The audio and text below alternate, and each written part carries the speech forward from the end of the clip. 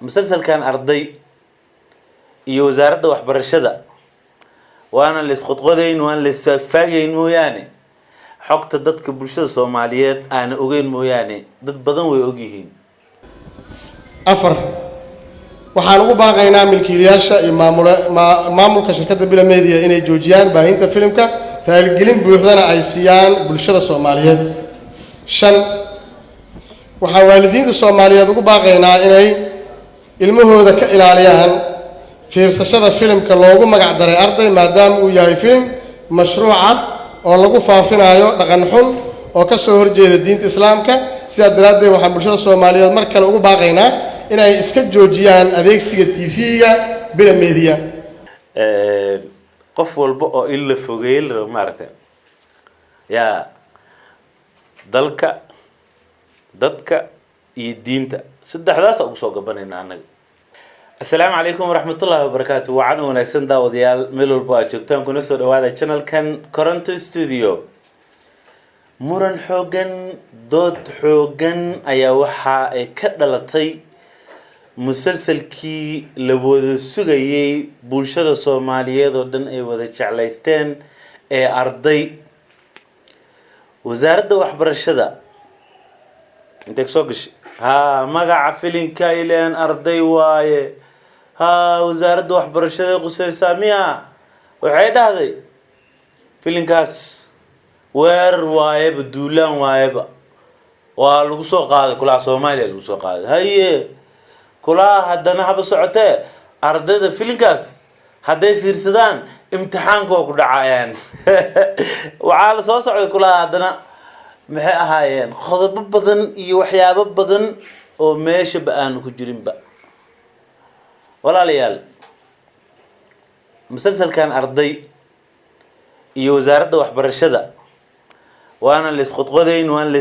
فاجين موياني حقت ضدك برشة الصوماليات أنا أوجين موياني ضد بدن ويوجيهين ورت المسلسل كان حلي قال له جودة أرضي هذا ما هين مع الله مكسسين ماشوا حبض بعبع أو أسكرت مرك قرح أود عايسين يعني هي كاس هل جوجي ورت فيلم كلام بنو هلو جوجي هاي قيبت الصدنوا والسوق بي مع الله هذا مكسسين habeenkii ugu horeeyay filimka soo baxay dadkii oo dhan qaybta koowaad markii la soo fasaxay inta la soo fasaxin kulli unsuuq wal isku ciriiri waa dareemayna annaka caadi ugu jeednay qarashka adduunku ku baxay haddana qarashka adduunku ku socdaa saaxiib yaani aan la isku gabanin annaga runta sheegayna musalsalka arday hadduu yahay mid marin habaabinaya bulshada Soomaaliyeed haddii dhaqan xumo ay ku jirto annaga wali ma arkin be filimka marka aragtid aad daawatid ama bulshada ay daawadaan lama dhii lahayn oo dhaqan xumo waa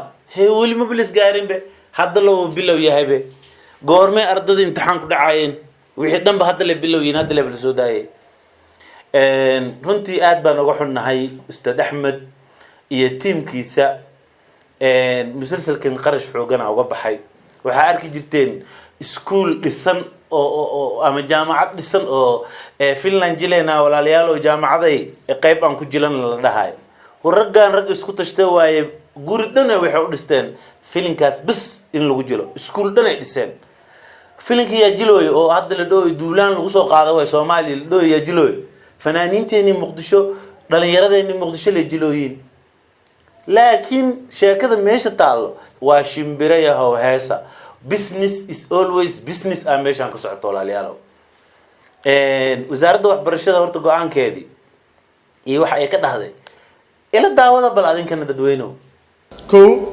waxaan halkan ka cadeynaynaa in filimka arday uu yahay duulaal ballaaran oo lagu soo qaaday waxbarashada dalka diinta Islaamka iyo dhaqanka suuban ee bulshada Soomaaliyeed. Sidaa daraaddeed waxaan soo jeedinaynaa in bulshada Soomaaliyeed ay muujiyaan feejignaan dheeri ah si looga hortago khatarta ka dhalan karta anshaxumada filimkan. 2 waxaan cambaarayn u jeedinaynaa shirkadda Bila Media ee soo saarta filimka anshaxumada badani ay ka buuxdo kaas oo keeni kara fasahaad ballaaran oo bulshada ku dhaca. 3 waxaan shirkadda Bila Media ku cambaaraynaynaa in filimkani ay si kas ah ay ugu soo aadiyeen waqtiga imtixaanaadka si ardaydu uga mashquulaan waxbarashada arrintana waxay keeni kartaa in uu sare u kaco tirada ardayda ee ku dhaca imtixaanaadka iskuullada. 4 waxaan ugu baaqaynaa milkiilayaasha iyo maamulka shirkadda Bila Media inay joojiyaan baahinta filimka, raaligelin buuxdana ay siiyaan bulshada Soomaaliyeed. 5 waxaan waalidiinta Soomaaliyeed ugu baaqaynaa inay ilmahooda ka ilaaliyaan fiirsashada filimka loogu magac daray arday, maadaama uu yahay filim mashruuca oo lagu faafinayo dhaqan xun oo ka soo horjeeda diinta Islaamka. sidaa daraaddeed waxaan bulshada Soomaaliyeed mar kale ugu baaqaynaa inay iska joojiyaan adeegsiga TV-ga Bila Media. qof walba oo in la fogeeyo maaragtay yaa dalka dadka iyo diinta saddexdaas ugu soo gabanayna anaga. Ustaad Axmed iyo tiimkii filimkii ayaan la jiray iyo saaxiibadii si u socdeen waxay go'aansadeen inay muuqaalada iyo filimada productionska ay ku sameeyaan dalkoodii hooyo, inay wixii ay soo barteen iyo aqoontii ayagoo ajaanibti kaashanayo inay Muqdisho geeyaan. sanad walbo filimada qaabkii loo jili jiray sanadihii hore lama la tagnaana kaasa dhaqanka imi ah. haddii wax cusub iyo qaab cusub la keenay, haddii qarashka adduunka lagu bixiyay musalsalka arday, haddii intaasoo sano Muqdisho businessa ka jiray, filimaana ka jireen, haddana qarashka intaa leeg laguma bixinaynin. haddii maanta qarash intaa leeg lagu bixiyay waxaan business waaye, adigana fikir oo caqliga ka shaqaysii oo la imow wax dadka ka gadmaayo. musalsalka arday uu ka gadmay bulshada Soomaaliyeed. aniga dadkii ugu horeeyay oo soo bandhigaan ka mid ahaa ma dhaqan xumida marka la sheegayo ma in ardaydii waxyaabaha iskuullada ka dhaco, waxyaabaha ardayda ay sameeyaan sir badan oo iyo waxyaabo badan oo jiro. filimada hadda aragtaan iyo haddii kale filimadu waxaa lagu soo bandhigaa waxa bulshada ka dhex jiro. filimkan haddii sir badan uu kashifaayo iyo haddii waxaan ay yihiin fasahaadinba horta soo daayano walaalayaalow. hal qayb lema daawan ilaa hadeertaane halka qayb xitaa cunugo iyo gabadho xaflad dhiganayso bum war filimka liidii sheegaa walaalayaal. dhowr qaybood bisaa diyaarsan, dhowr qaybood ayaa qarashkoodii iyo muxuu ii sheeg ku qaybihii kale weli qarashaad looma helin bano. waa lagu dhagan yahay, waa laga lalacshoomooyaa. walaalayaalow Bollywood ma tihiin, Hollywood ma tihiin, maxaa aheedeen adinka walaalayaalow? Soomaali le waay, Ustaad Axmed iyo tiimkiisa le waay. walaalayaal suuqa la isku haystaa, suuqa haddii la isku haysta anaga bulshada caqligeena ma lagu dhadheelaayo.